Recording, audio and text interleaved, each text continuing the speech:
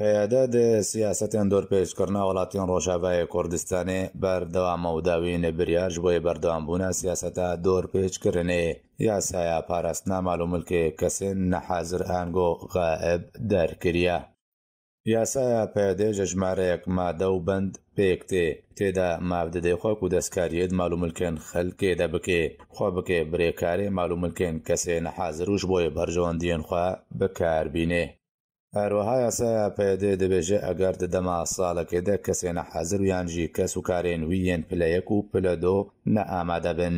Beşek ji malûmilkê kesê nehezir wê were ji destdan ku dike 25% ji malûmilk ku heta wekeniha de teva yasayên cîhanê de tu yasayek bi vî rengî nîne.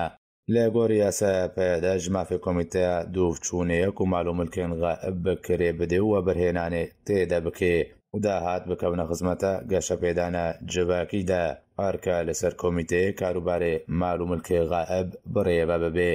Ev yasaya pêde gelek dengvedan durust kir û teva rewşenbîr, yasanas û mavperwer û xelkê asayî red kirin û bê şerعiyetkirina diziya malûmilkên xelkê binav kirin. Lê torên civakî gelê Kurdê Rojavayê Kurdistanê belav kirin ku pêde rêgiriyê li pêşiya vegera Kurdên Rojavayê Kurdistanê dike û nahêlê ew rojekê ji rojan vegirne ser zêdên xwe û kesên nehazir neçar dike ku malûmilkên xwe bi arzanî bifroşe.